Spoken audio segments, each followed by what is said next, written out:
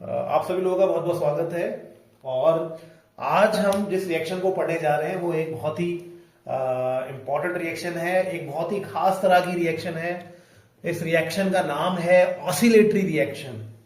क्या बोलते हैं इसको? ऑसिलेटरी रिएक्शन है हमारी ये ऑसिलेटरी रिएक्शन हमारी फिजिकल केमिस्ट्री में आती है और इसको बहुत एमएससी में हम इसको पढ़ते हैं और ये एक बहुत इंपॉर्टेंट रिएक्शन है। तो क्या है ऑसिलेटरी रिएक्शन, थोड़ा सा समझने की कोशिश करते हैं, आपको समझाने की कोशिश करेंगे। ऑसिलेटरी रिएक्शन क्या है, इसको समझने के लिए मैं आपको एक सिंपल सा एक एग्जांपल दे रहा हूं कि मान लेते हैं कि हमारे पास एक रिएक्टेंट है ए। ठीक है, हमारे पास एक रिएक्टेंट है ए और ये रिएक्टेंट कन्वर्ट होने वाला है प्रोडक्ट पी में। ठीक है, रिएक्टेंट हमारे पास ए है, अभिकारक है ए और वो उत्पाद यानी कि प्रोडक्ट पी में बदलने वाला है। और ये जब बदलेगा तो इनके बीच में मान लेते हैं इक्विलिब्रियम आ जाता है, ऐसा मानते हैं हम।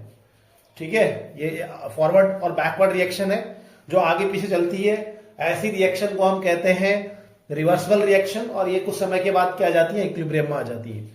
तो हमारे पास रिएक्टेंट है ए, वो कुछ समय के बाद आफ्टर सम टाइम वो किस में आ जाएगा, इक्विलिब्रियम में आ जाएगा अपने प्रोडक्ट के साथ। लेकिन इस दौरान क्या होता है कि जो इंटरमीडिएट बनते हैं रिएक्टेंट के प्रोडक्ट में इक्विलिब्रियम में आने से पहले बीच में जो इंटरमीडिएट बनते हैं, ये इंटरमीडिएट कभी कभी क्या होते हैं, एक दूसरे में ही परिवर्तित होते रह जाते हैं।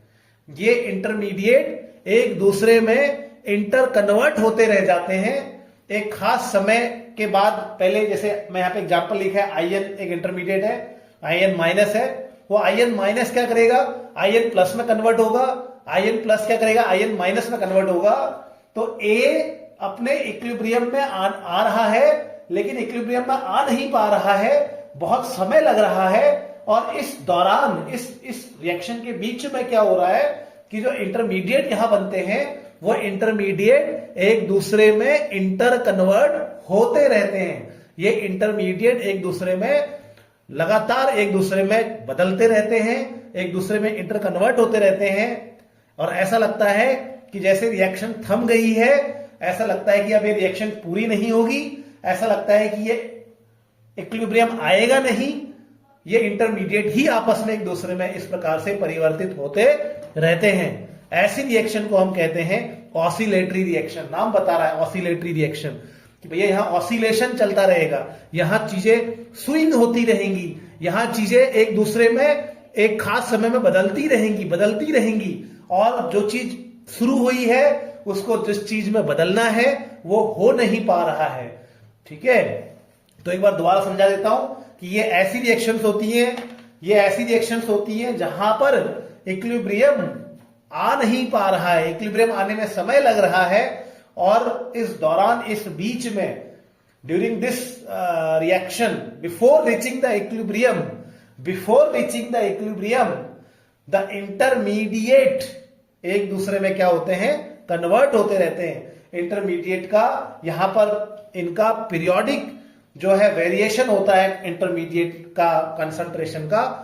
ठीक है, आपस में वो बदलते रहते हैं और उनका जो कंसंट्रेशन होता है वो लगातार धीरे धीरे कभी यहां जा रहा है तो कभी यहां जा रहा है। ये एक इसको क्या कहते हैं, हम इसको कहते हैं ऑसिलेशन। ठीक है, तो ये हमारी रिएक्शन ऑसिलेटरी रिएक्शंस है। तो अब ये डेफिनेशन हमने देख लिया, हम इसको लिखेंगे आप, तो इसको हम लिखेंगे क्या है इसकी डेफिनेशन, ऑसिलेटरी रिएक्शन की डेफिनेशन क्या है। मुझे उम्मीद है कि आप समझ गए होंगे। कुछ रिएक्शंस फिर से एक बार थोड़ा समझा देता हूं। कुछ रिएक्शंस में रिएक्टेंट प्रोडक्ट के साथ इक्विलिब्रियम में आ रहा जब होता है, आने वाला जब होता है, इस दौरान during this the intermediate they changes into each other, the intermediate changes into each other, वो एक दूसरे में बदलते रहते हैं। ऐसी रिएक्शन को हम क्या कहते हैं, ऐसी रिएक्शन को ऑसिलेटरी रिएक्शन कहते हैं। तो इसकी डेफिनेशन अगर हम लिखेंगे तो क्या है इसकी डेफिनेशन, अगर हम इसकी कोई डेफिनेशन लिखना चाहे तो क्या डेफिनेशन हम इसकी लिखेंगे, हम देखते हैं। तो हम इसकी डेफिनेशन लिखेंगे, ये वो रिएक्शंस होती हैं, those reactions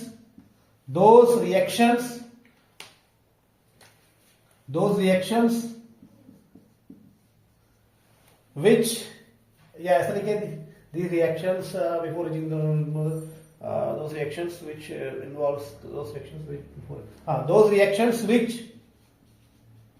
reactions which before reaching those reaction which before reaching equilibrium, thermodynamic equilibrium बोलेंगे हम उसको, those reaction which reach thermodynamic equilibrium, ठीक है। या हम ऐसा कहें कि भैया प्रोडक्ट बन जाए हमारा, रिएक्टेंट से प्रोडक्ट बन जाए, लेकिन यहां तो प्रोडक्ट बन ही नहीं रहा है, ठीक है, बहुत देर हो गई है, घंटों बीत गए हैं, इंटरमीडिएट आपस में ही एक दूसरे में परिवर्तित होते जा रहे हैं। इस रिएक्शन को हम कहेंगे ऑसिलेटरी रिएक्शन। तो ऐसी रिएक्शन जिसमें थर्मोडायनेमिक इक्विलिब्रियम, यानी कि प्रोडक्ट बनने से पहले, प्रोडक्ट बनने वाला है लेकिन उससे बनने से पहले, before thermodynamic equilibrium, those reactions which before reaching thermodynamic equilibrium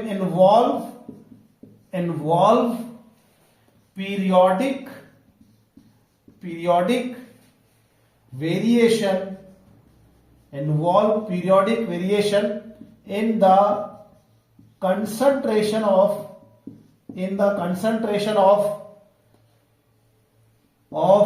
some intermediate। तो ये इसकी हम डेफिनेशन लिखेंगे बच्चों, ठीक है।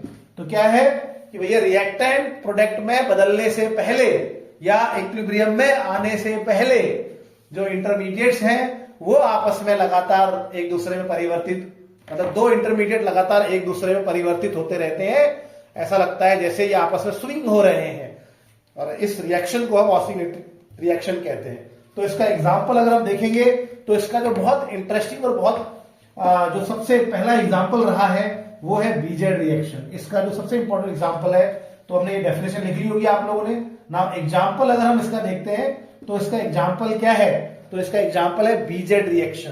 तो बीजेड रिएक्शन इसका एग्जाम्पल है, दिस बीजेड रिएक्शन, इसको आप लिखेंगे बीजेड रिएक्शन। एग्जाम्पल है बीजेड रिएक्शन। बीजेड रिएक्शन को बोलते हैं हम, इसको कहते हैं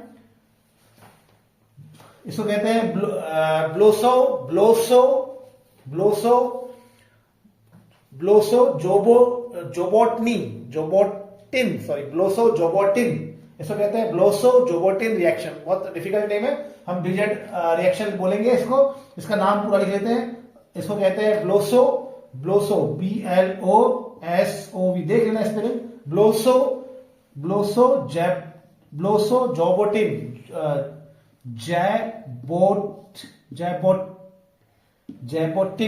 जैबोटिनस्काई, yes, okay, sorry, Zhabotinsky, Belousov Zhabotinsky reaction कहते हैं इसको।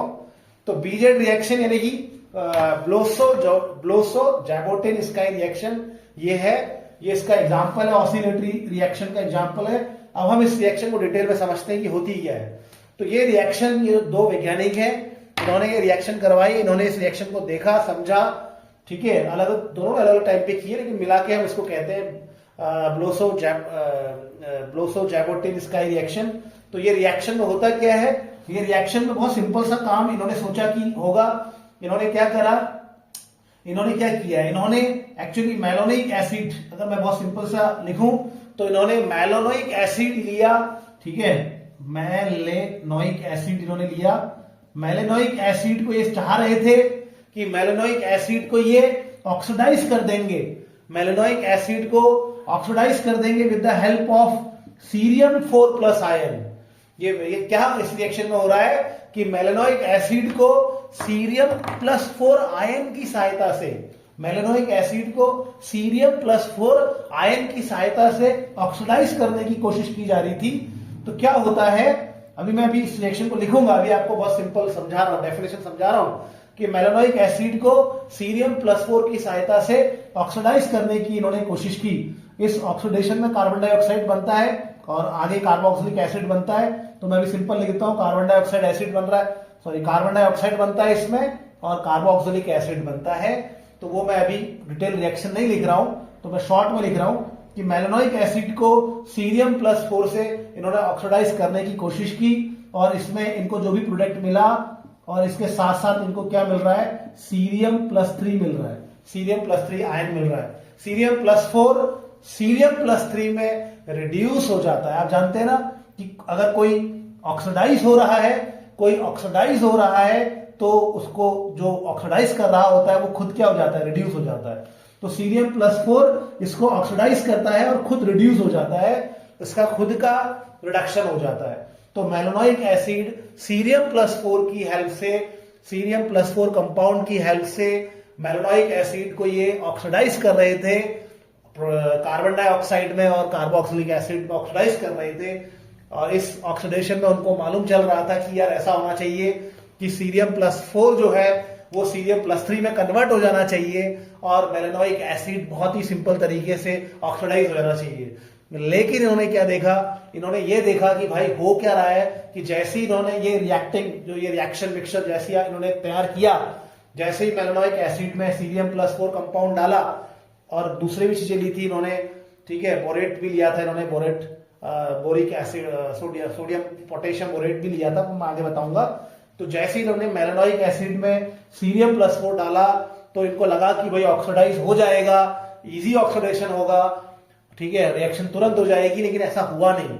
अब उन्होंने क्या देखा कि उस कंटेनर के अंदर, उस टेस्ट ट्यूब के अंदर क्या देखा, इन्होंने कलर चेंज होते हुए देखा। इन्होंने लगातार उस टेस्ट ट्यूब के अंदर इनको बहुत लंबे समय तक कलर चेंज दिखता रहा। और वो कौन सा कलर था?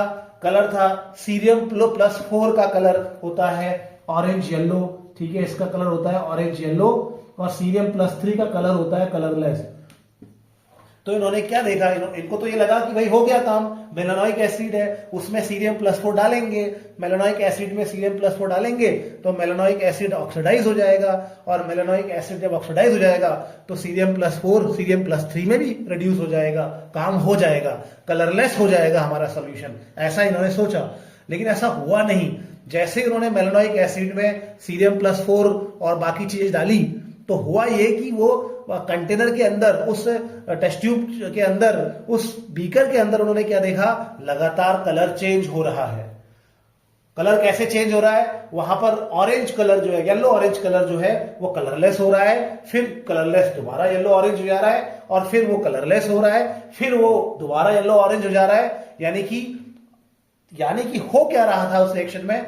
उस रिएक्शन में उन्होंने समझा कि यार सीरियम प्लस 4 सीरियम प्लस 3 में कन्वर्ट हो रहा है, और सीरियम प्लस 3 दोबारा सीरियम प्लस 4 में कन्वर्ट हो रहा है। ये दोनों आपस में एक दूसरे में कन्वर्ट होते चले जा रहे हैं, और इसी वजह से जो रिएक्शन का कलर है वो टिक नहीं रहा है, वो लगातार उसमें फ्लक्चुएशन आ रहा है, उसमें वेरिएशन आ रहा है, और ये एक पीरियोडिक चेंज है। मतलब येलो से कलरलेस, कलरलेस से येलो, येलो से कलरलेस, कलरलेस से येलो, एक पीरियोडिक चेंज हो रहा है। इसी को कहा गया कि भाई यहाँ पे ऑसिलेशन हो रहा है, ऑसिलेटरी रिएक्शंस हो रही हैं, ठीक है, रिएक्शंस लगातार अपने आप को रिपीट कर रही हैं। ये इन्होंने दोनों ने देखा, ठीक है। अब रिएक्शन एक्चुअली क्या थी और हो क्या रहा था, कौन सी रिएक्शंस हो रही थी, उसको हम समझेंगे। आखिर ये सीरियम प्लस 4 सीरियम प्लस 3 में कन्वर्ट हुआ, फिर वो सीरियम प्लस 3 सीरियम प्लस 4 में कैसे कन्वर्ट हुआ, इसको हम देखेंगे, ठीक है। मतलब क्या वहां पे कंडीशंस रही उसको हम समझेंगे। अब हम डिटेल में इस रिएक्शन को देखते हैं कि एक्चुअली रिएक्शन थी क्या। तो मेलानोइक एसिड होता क्या है? मेलानोइक एसिड का फॉर्मूला होता है बच्चों, ये 2 COH होते हैं जो किसी एक कार्बन के साथ जुड़े होते हैं, इसको हम मेलानोइक एसिड कहते हैं। दिस मेलानोइक एसिड, इसमें इन्होंने क्या डाला, सीरियम प्लस 4 कंपाउंड डाला, ठीक है, और ये वाटर की प्रेजेंस में रिएक्शन हुई, और इस रिएक्शन में हमारा कार्बन डाइऑक्साइड बना, मेथनोइक एसिड बना, ठीक है बच्चों।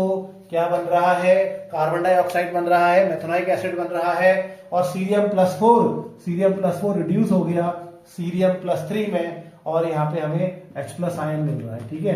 अब हम इस रिएक्शन को थोड़ा सा बैलेंस कर लेते हैं फटाफट। यहाँ पे 6 से मल्टीप्लाई करेंगे, ठीक है, यहाँ 6 से मल्टीप्लाई करेंगे, और यहाँ पर भी 6 से मल्टीप्लाई करेंगे, और वहां पर हम करेंगे, इसको भी हम 6 से मल्टीप्लाई करेंगे, ठीक है। तो ये हो जाएगी मुझे लगता है बैलेंस। ओके, यहाँ 2 से मल्टीप्लाई करना पड़ेगा क्योंकि यहाँ हमारे पास 3 कार्बन है। ओके, तो ये हमारे पास रिएक्शन है जो वहां इन्होंने की, बीजेड रिएक्शन ये है कि भाई malonic acid in presence of cerium plus 4 compound, it should be oxidize into carbon dioxide and water, carbon dioxide and methanoic acid, ठीक है। And in this reaction cerium plus 4 should be change into cerium plus 3, ये change होना चाहिए, लेकिन ये होता नहीं है। ये इसमें कन्वर्ट पूरे तरीके से जब हो रहा होता है उससे पहले ही कुछ अलग सी चीज देखने को मिलती है। इसका इसमें कंप्लीट कन्वर्जन होने से पहले ही यहाँ Cm+4 और Cm+3 एक दूसरे में ही इंटर कन्वर्ट होते चले जाते हैं। ऐसा लग रहा है कि दोनों एक दूसरे में स्विंग हो रहे हैं कि कभी यहाँ आ गया फिर ये Cm+4 Cm+3 में कन्वर्ट हो गया, ये आपस में इंटर कन्वर्ट होते चले जाते हैं। ठीक है, तो ये आपस में इंटर कन्वर्ट जो हो रहे होते हैं, हाँ, ये आपस में जो इंटर कन्वर्ट हो रहे होते हैं, ये तो एक पीरियोडिक जब इस तरह से कोई चीज चेंज हो रही होती है एक दूसरे में, इसको ऑसिलेशन कहते हैं हम, इसीलिए इसको ऑसिलेटरी रिएक्शन कहते हैं। अब हो क्या रहा होता है, आखिर क्या हो रहा है? अच्छा, ये इसमें अगर इन्हीं से रिएक्शन करके चेंज हो रहा है तब तो वो अलग बात है, लेकिन ये एक्चुअली इसमें कन्वर्ट नहीं हो रहा होता है। मतलब ये आपस में रिएक्शन इसको नहीं कर रहे, बना रहे, कुछ साइड रिएक्शंस हो रही हैं। ये कोई साइड रिएक्शन से इसमें कन्वर्ट हो रहा है, फिर ये कोई साइड रिएक्शन से इसमें कन्वर्ट हो रहा होता है। अब ये समझेंगे हम। तो ये समझाया था बच्चों, इस रिएक्शन को स्टडी किया था 3 वैज्ञानिकों ने, जिनका नाम है field, Corex and noise. Field, Corex और एंड नॉयस नाम के 3 साइंटिस्ट ने इस रिएक्शन को स्टडी किया और उन्होंने क्या पाया हम लिखते हैं उसको। ठीक है,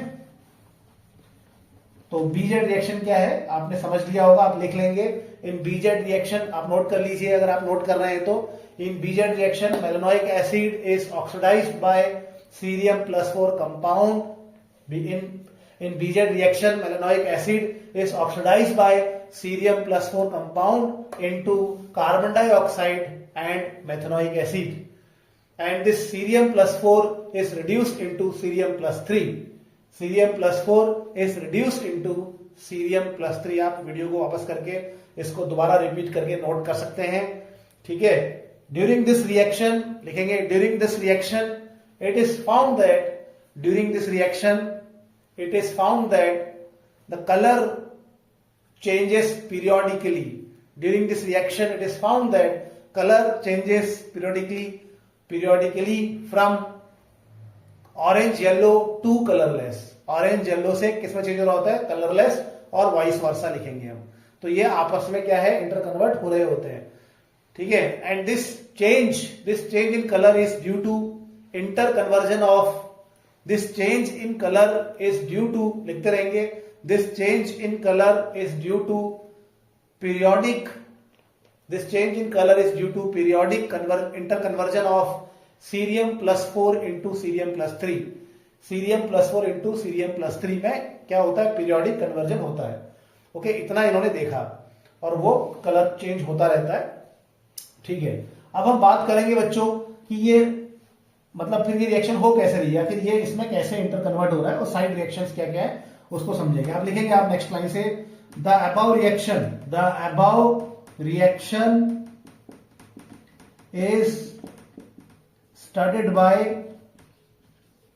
3 वैज्ञानिकों ने बच्चों इसको पढ़ा था। One is field, FIELD field, ठीक है, दूसरा था कोरेस, तीसरा है नॉइस, NOYES। ठीक है, इसीलिए इसको कहते हैं FKN मॉडल, FKN मैकेनिज्म या FKN मॉडल भी कह सकते हैं इसको। ठीक है, इन्होंने स्टडी किया and give a model,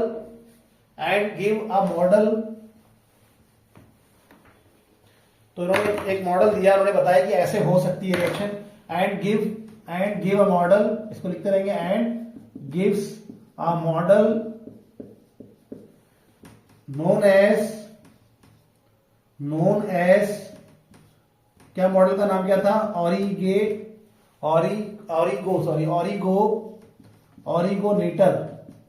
ऑरिगोनेटर model. तो इन्होंने इस रिएक्शन को समझाने के लिए एक मॉडल दिया जिसका नाम क्या था? ऑरिगोनेटर मॉडल था। ठीक है, ओके, ये लिख लिया होगा आपने। अब रिएक्शन जब कराई, अब इस मॉडल को समझते हैं। उससे पहले ये जो रिएक्शन हुई इसमें क्या क्या चीजें थी वो नोट कर लेंगे। द बीजेड रिएक्शन, अभी मॉडल क्या बोलता है? The BZ reaction involves the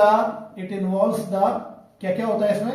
it involves the mixture of, क्या क्या लिया था इसमें? It involves the mixture of potassium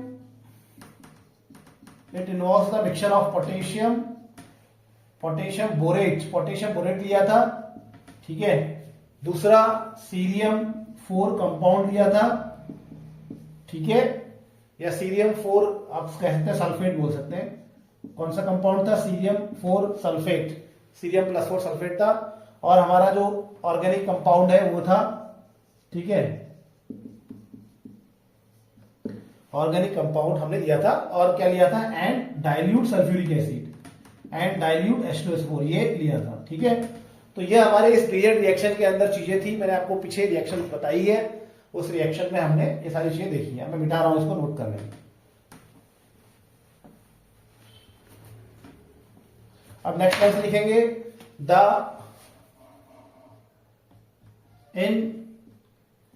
in the above model हम क्या करते हैं? XYZ, इस मॉडल में XYZ करके कंपाउंड लिए, मतलब इजी समझाने के लिए, डिफिकल्ट नहीं करना है। XYZ किसको लेते हैं ये थोड़ा याद रखना। X बोलते हैं HbRO2 को, HbRO2 हमारा ये बोरेट बनेगा आगे, ठीक है। HbRO2 है हमारे पास, एंड Y है हमारे पास Br-, ठीक है। एंड देन हमारे पास Z है, सीरियम +4 को लिया था इन्होंने, A and B and P, और ये नोट करेंगे A किसको कहेंगे, B किसको कहेंगे, एग्जाम में आएगा तो ऐसे लिखना है आपने। A बोला है इस मॉडल में BrO2- को, B जो है इसमें बोला गया है ऑर्गेनिक कंपाउंड को, और जो P है वो कहा गया है इसमें HOBr को, ठीक है। दिस इज द HOBr, ये जो HbRO2 क्या कहते हैं? हाइपोब्रोमस एसिड। ये जो HbRO2 है इसको कहते हैं हाइपोब्रोमस एसिड।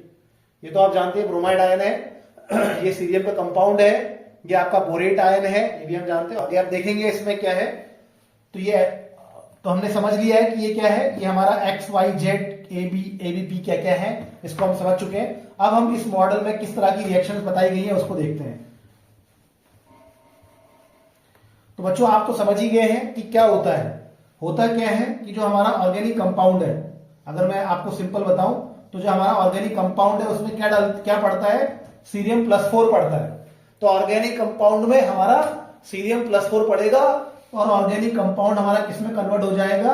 अपने प्रोडक्ट में कन्वर्ट हो जाएगा, यानी कि कार्बन डाइऑक्साइड और मेथनोइक एसिड में कन्वर्ट हो जाएगा। और सीरियम +4 किस में कन्वर्ट हो जाएगा? सीरियम +3 में कन्वर्ट हो जाएगा। किस में कन्वर्ट हो जाएगा? सीरियम +3 में कन्वर्ट हो जाएगा। अब कहानी शुरू होती है कि यार जब हमने इनके बीच में रिएक्शन कराई, जब हमारे ऑर्गेनिक कंपाउंड में हमने जब सीरियम +4 सॉल्ट डाला, तो सीरियम +4 ने तो अपना काम किया, सीरियम +4 ने ऑर्गेनिक कंपाउंड को ऑक्सीडाइज किया, और सीरियम +4 सीरियम +3 में कन्वर्ट हो गया। अब कहानी कहां चेंज होती है, क्या होता है? अब जब ये सीरियम +3 बन गया, तो फिर ये सीरियम +3 अब कौन सा खेल खेलेगा? ये सीरियम +3 अब ऐसा क्या करेगा कि ये सीरियम +4 में कन्वर्ट हो जाए, वो आपने देखना है, ठीक है। तो उसको ये जो हमारा ऑरिगोनेटर जो हमारा मॉडल है वो बता रहा है कि क्या होगा, ठीक है। तो इसका जो मेन स्टेप है, द स्टेप्स ऑफ मॉडल, मतलब हमने क्या समझना है, ये तो मैं ऐसे इसको नोट नहीं करना आपने, ये तो मैं बता रहा हूं आपको कि ऑर्गेनिक कंपाउंड ने क्या करा। ऑर्गेनिक कंपाउंड सीरियम +4 से रिएक्ट किया, और सीरियम +4 से रिएक्ट होकर ऑर्गेनिक कंपाउंड किस में कन्वर्ट हो गया? प्रोडक्ट में कन्वर्ट हो गया। और ये सीरियम +4 किस में कन्वर्ट हो गया? सीरियम +3 में कन्वर्ट हो गया। लेकिन अब हम ये समझना चाह रहे हैं कि जब ये सीरियम +3 बन ही गया था भाई, तो फिर ये सीरियम +3 सीरियम +4 में क्यों कन्वर्ट हो रहा है? आखिर कौन सी रिएक्शंस हैं जिसके तहत सीरियम +3 किस में कन्वर्ट हो रहा है? सीरियम +4 में कन्वर्ट हो रहा है, या ये दोनों आपस में इंटर कन्वर्ट आखिर कैसे हो रहे हैं, किस रिएक्शन के तहत हो रहे हैं, वो अब हम समझ गए। तो वो कैसे होता है? तो ये मॉडल कहता है कि सबसे पहले A और Y आपस में रिएक्शन करते हैं, A और Y आपस में रिएक्शन करके X और P को बनाते हैं। अब A क्या है आपने देखा होगा, A आपको क्या लिखाया था? BrO3-। तो ये जो हमारा बोरेट आयन है यानी कि जो बोरेट आयन है हमारा BrO3 नेगेटिव, हमारा जो बोरेट आयन है ये किसके साथ रिएक्शन करता है, ये Y के साथ रिएक्शन करता है, यानी कि Br नेगेटिव के साथ रिएक्शन करता है और रिएक्शन करके बनाता है हमारा HBrO2 को बनाता है प्लस HOBr को बनाता है। ठीक है, HOBr को बनाएगा। समझ गए होंगे। तो पहला स्टेप ये बोलता है कि भाई ऐसा हो रहा है कि ये जो तुम्हारा A है वो सिंपली रिएक्शन कर रहा है Y के साथ और X और P बना रहा है, that's it, easy going reaction हो गई। और दूसरे स्टेप में क्या बोलता है ये देखो, दूसरे स्टेप में ये पहला स्टेप नोट कर लेंगे हम। ठीक है, फर्स्ट स्टेप इसको नोट कर लीजिए आप।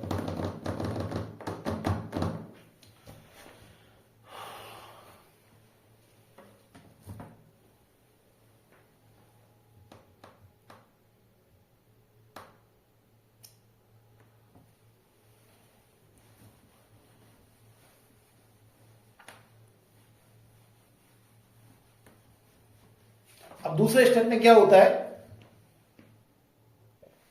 दूसरा जो रिएक्शन है, दूसरा जो स्टेप है वो बड़ा इंटरेस्टिंग है, वो बड़ा खतरनाक स्टेप है, उसको जरा समझिए। तो दूसरा स्टेप जो है उसमें क्या होता है, दूसरे स्टेप को कहता है ये कि भैया ये ऑटो कैटालिटिक स्टेप जनरेशन यहां पे हो रहा है। ऑटो कैटालिटिक, कैटालिटिक अभी समझते हैं, auto catalytic generation of x हो रहा है यहां पे, auto catalytic generation of x, auto catalytic generation of x, इसको दूसरे स्टेप को उसने कहा है। अब इसमें होता क्या है, पहले वाले में A ने Y के साथ रिएक्शन की थी, तो इसमें A जो है वो X के साथ रिएक्शन करता है और यहां पर 2X का फॉर्मेशन करता है और यहां पे 2Z का फॉर्मेशन होता है। ठीक है, ये जरूर इसको याद रखिए कि इस जो ये हमारा जो मॉडल है, ऑलिगोलेटर मॉडल है, उसके हिसाब से पहले स्टेप में A और Y ने रिएक्शन करी और X और P बनाया। अब दूसरे स्टेप में जो X बना है वो A के साथ रिएक्शन करता है और A के साथ रिएक्शन करने के बाद ये 2X का फॉर्मेशन करता है और 2Z का फॉर्मेशन करता है। इसको समझते हैं, इस रिएक्शन को डिटेल में समझते हैं आराम से। तो A क्या है यहां पर, A आपको पता है A क्या है, BrO3 नेगेटिव है। ठीक है, A क्या है, BrO3 नेगेटिव है। X क्या है, X हमारा HBrO2 है, जो पहले स्टेप में देख लीजिए आप, X क्या है, HBrO2 है। तो ये आपस में रिएक्शन करेंगे और आपस में रिएक्शन करके बनाएंगे, ये आपस में रिएक्शन करके 2HBrO2 बनाएगा, 2HBrO2। और Z क्या है, Cerium+4, 2 Cerium+4 बनेंगे। तो ये Cerium+4 आया कहां से, एक्चुअली यहां हम Cerium+3 यूज करते हैं, इस रिएक्शन में हम Cerium+3 यूज करते हैं। ये Cerium+3 कहां से आया, ये Cerium+3 आया जब मेन रिएक्शन हो रही थी, जब ऑर्गेनिक कंपाउंड Cerium+4 से ऑक्सीडाइज हो रहा था, तो ऑर्गेनिक कंपाउंड ऑक्सीडाइज हो गया और उसने Cerium+3 को बनाया। जब ऑर्गेनिक कंपाउंड Cerium+4 से ऑक्सीडाइज हो रहा था और प्रोडक्ट का फॉर्मेशन कर रहा है धीरे धीरे थोड़ा थोड़ा, तब क्या बन रहा है वहां पर, Cerium+3 बन रहा है ना। मतलब पूरे तरीके से चेंज नहीं हुआ, अभी मैं पूरे तरीके से नहीं बोल रहा हूं, मैं कह रहा हूं कि ऑर्गेनिक कंपाउंड जब हमने मिलाया Cerium+4 में, तो ऑर्गेनिक कंपाउंड ऑक्सीडाइज हो गया, हो रहा है प्रोडक्ट में, और धीरे धीरे वहां जो Cerium+3 बन रहा है वो Cerium+3 यहां पे लेना है। वो Cerium+3, ये जो हमारे मॉडल है, इस मॉडल में वो Cerium+3 आ जाता है और वो Cerium+3 इस रिएक्शन को अंजाम देता है। मैं इस रिएक्शन को डिटेल में बता रहा हूं कि होता क्या है, बहुत ध्यान समझना। ठीक है, तो इसलिए ये रिएक्शन अगर हम देखेंगे, this reaction take place in 2 step. मैं इस रिएक्शन को समझा रहा हूं, 2 स्टेप में होती है रिएक्शन, और यही वो रिएक्शन है जहां पर ये स्विंग करते हैं, जहां पर Cerium+3 Cerium+4 के साथ स्विंग करता है, ऑसिलेट होता है, एक दूसरे में कन्वर्ट होते हैं। तो this reaction take place in 2 step, ये 2 स्टेप में रिएक्शन होगी। ये रिएक्शन बच्चों कितने स्टेप में होगी, 2 स्टेप में होगी। समझा रहा हूं आपको, देखो ऊपर वाले को मिटा देता हूं। ठीक है, तो इसको भी मिटा देते हैं। तो ये जो हमारी रिएक्शन है 2 स्टेप में होगी। कैसे होगी 2 स्टेप में, सबसे पहले स्टेप में क्या होता है, ये जो BrO3 नेगेटिव है, ये BrO3 नेगेटिव क्या करता है, ये BrO3 नेगेटिव HBrO2 से सिंपली रिएक्शन करता है। इसको कोई भी Cerium+3 की जरूरत नहीं है अभी, सिंपल ये रिएक्शन होती है एसिड की प्रेजेंस में। ठीक है, ये जो रिएक्शन है, पहले Cerium+3 नहीं चाहिए इसको, ये दोनों आपस में रिएक्शन करते हैं इन प्रेजेंस ऑफ एसिड, और यहां बनता है BrO2 रेडिकल। ये बन गया भैया यहाँ पे, ये बड़ी इंटरेस्टिंग चीज है। तो BrO2 रेडिकल बन जाता है और H2O बन जाता है। तो एक H, एक H, एक O, एक H सिंपल है, समझ लो भैया। ये एक इलेक्ट्रॉन था, इसे इलेक्ट्रॉन को इसने H ने पकड़ लिया, ठीक है, 2H, एक H, एक O और एक H यहां से, एक H ये H और एक O, H2O बन गया। और ये इलेक्ट्रॉन इस H ने लिया तो न्यूट्रल हो गया, डॉट बन गया, ये एक मतलब समझ लो ये रेडिकल बन जाता है। मैं अंदर इलेक्ट्रॉनों को नहीं समझा रहा हूं, लेकिन आपने भी ध्यान रखना है कि ये जो हमारा बोरेट आयन है ये इस HBrO2 से रिएक्शन करता है और सबसे पहले स्टेप में ये सीधे सीधे ये नहीं बनाता, तो 2 HBrO2 नहीं बनते यहाँ पे। सबसे पहले स्टेप में ये क्या बनाता है, एक रेडिकल बनाता है, BrO2 डॉट बनता है, ठीक है। अब ये BrO2 डॉट क्या करेगा, देखो ध्यान से, तो ये Br, अब देखो क्या होता है, रिएक्शन स्विंग हो रही है, ठीक है। अब ये जो BrO2 डॉट है ये करता है Cerium+3 से रिएक्शन, ठीक है। तो ऑर्गेनिक कंपाउंड Cerium+4 से तो ऑक्सीडाइज हो रहा था धीरे धीरे और Cerium+3 बन रहा था, लेकिन वो Cerium+3 जब बन रहा होता है तो वो Cerium+3 किसको मिल जाता है, वो Cerium+3 इस BrO2 डॉट को मिल जाता है। ये BrO2 डॉट आया कहां से, ये BrO2 डॉट कहां से आया, इसको किससे समझाया, इसको इन 3 वैज्ञानिक ने समझाया, FKN मॉडल से इसको समझते हैं। तो ये BrO2 डॉट, वो जो FKN मॉडल है, FKN मॉडल में जो BrO2 डॉट बन रहा है तो वो Cerium+3 को अपने पास ले आता है, बोलता है भैया चल अब मिलके आपस में रिएक्शन करते हैं। तो Cerium+3 डॉट क्या करता है, Cerium+3 डॉट क्या कर रहा है, देखो ध्यान से, Cerium+3 डॉट एक इलेक्ट्रॉन इस H+ को दे देता है, देखो ध्यान से क्या हुआ। तो Cerium+3 डॉट ने, सॉरी Cerium+3 ने एक इलेक्ट्रॉन H+ को दे दिया, H+ इलेक्ट्रॉन लेके न्यूट्रल H का एटम बन गया और वो H का एटम इसके साथ क्या करेगा, बॉन्ड बना लेगा, ठीक है। तो ये यहाँ पे एक कांड हो गया। तो ये Cerium+3 ने जैसे ही इलेक्ट्रॉन दे दिया तो ये किसमें कन्वर्ट हो गया बच्चों, ये Cerium+4 में कन्वर्ट हो गया। और ये H डॉट, इसने एक इलेक्ट्रॉन लिया तो ये न्यूट्रल एटम बन गया, रेडिकल बन गया, रेडिकल कंबाइन हो गए, ये बन गया आपका HBrO2, ठीक है। तो ये आपका HBrO2 यहां पर बन गया इस तरह से, ठीक है। तो यहां पर ये आपका Cerium+4 का फॉर्मेशन यहाँ पे ऐसे हो रहा है, ठीक है। फिर यही Cerium+4 जो है फिर ऑर्गेनिक कंपाउंड से रिएक्शन कर रहा है, फिर वो Cerium+3 बन रहा है, फिर वो Cerium+3 को बना दे रहा है, आप देख रहे होंगे मतलब, ठीक है, ये स्विंग हो रहे हैं आपस में। तो Cerium+4 जो बना, Cerium+4 तो मैंने डाला, Cerium+4 ऑर्गेनिक कंपाउंड में डाला, उस Cerium+4 को उसने कंज्यूम किया और किस में कन्वर्ट कर दिया, Cerium+3 में कन्वर्ट कर दिया। ऑर्गेनिक कंपाउंड धीरे धीरे किस में कन्वर्ट हो रहा है, प्रोडक्ट में कन्वर्ट हो रहा है, पूरा कन्वर्ट नहीं हुआ, लेकिन वो Cerium+3 जो बना वो कहीं टिका ही नहीं, वो इस BrO2 डॉट से कंबाइन हुआ इन प्रेजेंस ऑफ एसिड और दोबारा क्या बन गया, Cerium+4 बन गया। तो ये स्टेप जो होता है, ये 2 स्टेप जो है ये रिपीट होते रहते हैं ऑर्गेनिक रिएक्शन के साथ, और इस तरह से Cerium+4 Cerium+3 में क्या होता रहता है, कन्वर्ट होता रहता है, ठीक है। तो इस प्रकार से ये रिएक्शन हो रही है। आगे को क्या हो रही है, आगे को क्या हो रहा है, आगे को ये जो आपका HBrO2 है, हम थर्ड स्टेप में बोलेंगे X तो बना दिया ना हमने, इसको X बोला ना हमने, ये X बन गया। अब X कंज्यूम कैसे हो रहा है, ये थर्ड स्टेप में बता रहा है कि कंजम्पशन ऑफ X कैसे कंज्यूम हो रहा है। कहीं रिएक्शन में तो H, अगर हमारी जो मेन रिएक्शन थी जहां ऑर्गेनिक कंपाउंड हमारा किससे रिएक्शन कर रहा था, जहां ऑर्गेनिक कंपाउंड हमारा रिएक्शन कर रहा था Cr+3 से और किसमें, सॉरी Cr+4 से और किसमें, प्रोडक्ट में कन्वर्ट हो रहा था, ठीक है। मुझे लग रहा है कि नहीं दिख रहा है आप लोगों को, ये बहुत ऊपर लिख दी मैंने, ठीक है। तो मैं यहां नीचे लिखता हूं, क्या ये दिख रहा है, ठीक है दिख रहा है। तो यहां पर क्या हुआ बच्चों, मतलब अभी तक क्या हुआ, मैंने कहां से आपको स्टार्ट कराया, मैंने कहा कि ऑर्गेनिक कंपाउंड किससे रिएक्शन कर रहा है, Cerium+4 से रिएक्शन कर रहा है, और क्या बना रहा है, प्रोडक्ट प्लस क्या बना रहा है, Cerium+3। अब ये Cerium+3 इसमें कैसे कन्वर्ट हो रहा है भैया, ये Cerium+3 इसमें कैसे कन्वर्ट हो रहा है, इसको समझाने के लिए वो जो मॉडल है आपका ये जो आपका FKN मॉडल है, यानी कि जो ये ऑरिगोलेटर मॉडल है, वो बता रहा है कि बनता क्या है, मैकेनिज्म बनता क्या है, BrO2 डॉट बन जाता है। ये BrO2 डॉट क्या करता है, ये BrO2 डॉट Cerium+3 से रिएक्शन करता है, ये BrO2 डॉट Cerium+3 से रिएक्शन करता है इन प्रेजेंस ऑफ एसिड, और ये Cerium+3 इसको H इलेक्ट्रॉन दे देता है, इसको H डॉट बना देता है, H डॉट BrO2 डॉट से मिलकर ये HBrO2 बना देता है, और फिर ये Cerium+3 किसमें कन्वर्ट हो गया, Cerium+4 में कन्वर्ट हो गया। फिर ये Cerium+4 जैसे ही बना, फिर ये ऑर्गेनिक कंपाउंड के साथ रिएक्शन करेगा। ये Cerium+4 जैसे ही बना, अगर मैं इसको थर्ड स्टेप में ना लिखूं, चलो हटाओ भैया, इसको थर्ड स्टेप में नहीं लिखते, तो ये Cerium+4 क्या करेगा, Cerium+4 रिएक्ट विथ क्या करेगा, react with Cm+4 react with organic compound, तो ये Cm+4 क्या कर रहा है, ऑर्गेनिक कंपाउंड से रिएक्शन कर रहा है, तो ये ऑर्गेनिक कंपाउंड प्लस Cm+4, तो ऑर्गेनिक कंपाउंड किस में कन्वर्ट हो रहा है, प्रोडक्ट में कन्वर्ट हो रहा है, और ये Cm+4 किस में कन्वर्ट हो रहा है, Cm+3 में कन्वर्ट हो रहा है। फिर जैसे ही Cm+3 बना, स्टेप 1 आएगा, फिर स्टेप 2 आएगा, और स्टेप 2 में क्या होगा, ये Cm+3 BrO2 डॉट से रिएक्शन करके Cm+4 बना देगा। फिर जैसे Cm+4 बना, वो ऑर्गेनिक कंपाउंड से रिएक्शन करेगा, फिर Cm+3 बनेगा। फिर जैसे Cm+3 बना, वो इस BrO2 डॉट से रिएक्शन करके Cm+4 बना देगा। तो हमें क्या दिखाई देगा, Cm+3 का Cm+4 में एक इंटर कन्वर्जन दिखाई दे रहा है एक खास टाइम इंटरवल के बाद, और इस तरह से हमें कलर चेंज भी दिखाई देगा।